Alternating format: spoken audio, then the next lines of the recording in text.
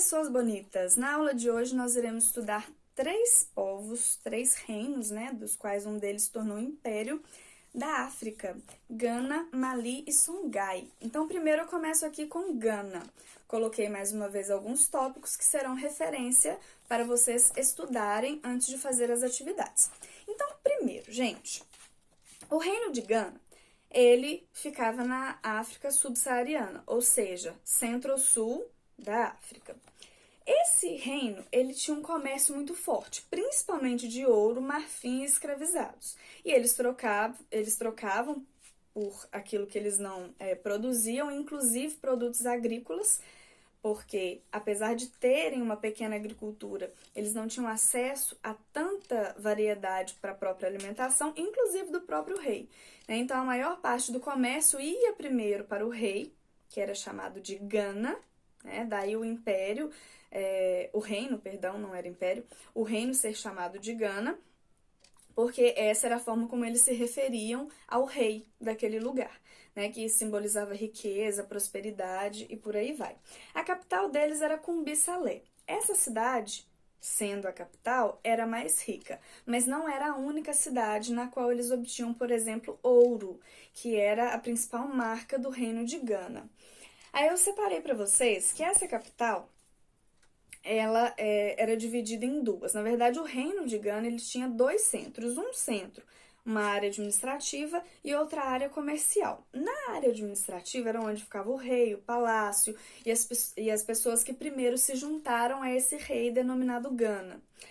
E a área comercial era a área onde ficavam vários árabes, que ao saírem da Península Arábica cheios de produtos, inclusive tecidos e até alguns produtos alimentícios, algumas sementes que eram troca, eles ficavam nessa área comercial. Então, nessa área comercial, que ficava principalmente os árabes, as trocas comerciais elas já começavam desde o momento em que eles saíam da rota da Arábia e chegavam na região do Reino de Gana. Quando eles chegavam nessa região, eles não iam para a parte administrativa. Somente aqueles comerciantes que se destacavam com seus produtos é que poderiam, inclusive, ter um acesso mais próximo ao Gana, ao rei. E por último, gente, o reino de Gana ele foi ocupado no século XI pelos muçulmanos. Esses muçulmanos não ficaram no reino de Gana por todo o tempo posterior àquela dominação. E aí, um outro reino se destaca. Que reino se destacou? Mali. O reino de Mali, ele aproveita que os muçulmanos não tomaram toda a região de Gana, porque esses árabes, inclusive eles tiveram acesso pela parte comercial, eles não atingiram toda a área administrativa de uma vez. Então, o que aconteceu? Quem estava próximo ali de Gana, que era o reino de Mali, ele se estende pegando, inclusive, as regiões ricas de Gana, principalmente a questão do ouro. A capital de Mali era Niani, e eles tinham tanto comércio como a agricultura como fatores econômicos. De agricultura, eles produziam inhame, que muitos chamam de cará, e milhete, que é um milho menor, um milho miúdo, um painço, E o comércio era principalmente de ouro e sal. E tinha tanto ouro em Mali, que eles tinham tanto as trocas, as pepitas e etc., quanto era uma espécie de aluguel, das minas, para alguns árabes, inclusive, aqueles que não conseguiram dominar toda a região. E eles eram aliados desses árabes em muitas regiões da fronteira do reino de Mali. Então, eles tinham aí muito acesso a essa questão do ouro, eles tinham muito enriquecimento, mas eles também tinham uma situação de agricultura favorável, tá? Também selecionei para vocês que o rei, ele se converteu ao islamismo. Por quê? Porque os aliados árabes tinham vários costumes, por exemplo, de ablução, de limpeza do corpo, e eles iam vendo aqueles hábitos e percebendo que aquilo era muito importante para os árabes. Tirar esses momentos, desvirtuar esses momentos, poderia causar, inclusive, um distanciamento dos árabes para com os representantes de Mali naquele comércio, né? Então, o rei, para demonstrar que ele queria a mesma aliança com esses árabes, ele se converte ao islamismo, mas a população continuou sendo animista. O que é isso? O que é ser animista? Na questão da crença animista, eles entendem que os aspectos naturais representam Deus. Seja as árvores, os animais, os seres vivos no geral, né? Tudo isso tem aspecto sagrado. E a natureza, ela regula a vida na Terra de acordo com os atos dos humanos. Então, assim, o animismo é uma crença que os fatores naturais, eles são considerados Deus, né? E o rei Mali, ele não tira isso da sua população. Não, vocês podem continuar sendo animistas, mas eu me converti ao islamismo porque ele queria o quê? Aliança com esses árabes que já faziam comércio desde que Mali era ali aliada, era próxima a Gana, antes de pegar a região de Gana que os muçulmanos dominaram.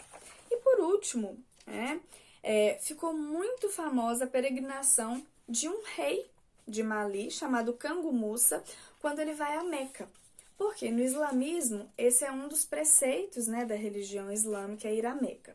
Então, quando um rei de Mali faz esse trajeto, ele está ali firmando que sim, ele se converteu em todos os aspectos da religião dos árabes para ter esse apoio dos árabes.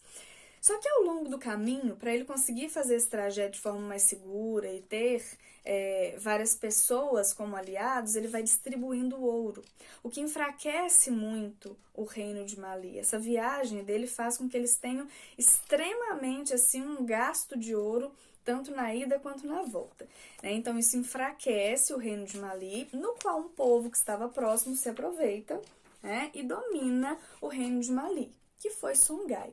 Quando Songhai pega o que era de Mali e o que Mali tinha pego de Gana, eles se tornam um império.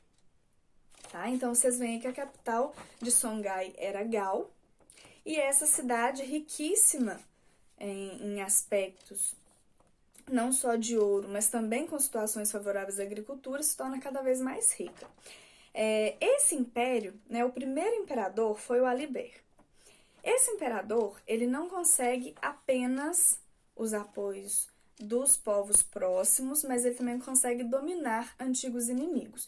Porque ao dominar Mali, ele consegue, inclusive, ter uma situação favorável com os muçulmanos que estavam na região e vai crescendo cada vez mais o seu território. Em Songhai, há o domínio que eles tiveram da região de Gana, né? Gana já não está mais na linha, né? Nem Mali. Esses dois reinos já caíram. Quando Songhai pega esses territórios, ele se torna infinitamente rico. Mas, não só por chegarem europeus e começarem a interferir com a cultura, a estrutura desse império, mas também por não saber administrar, né, os sucessores do Alibert, Songhai vai se enfraquecendo. Até que, em 1591, o império foi derrotado pelos marroquinos. E, inclusive, o Marrocos tinha esse interesse na região de Songhai desde que eles se instalaram ali e formaram um império. E conforme esse império, depois da sucessão aí do Alibert, ele vai diminuindo o seu poder, vai tendo problemas administrativos, os marroquinos conseguem, no século XVI, tomar esse lugar, que já tinha sido enfraquecido, inclusive, pelos europeus. Então, na aula de hoje, vocês viram esses três reinos, Songhai, Mali e Gana, que são aí as matérias que vocês têm da página 7, 8, em diante, até a página 11, e no grupo eu vou passar para vocês a atividade relativa a essa aula de hoje. Tchau, tchau, até a próxima aula!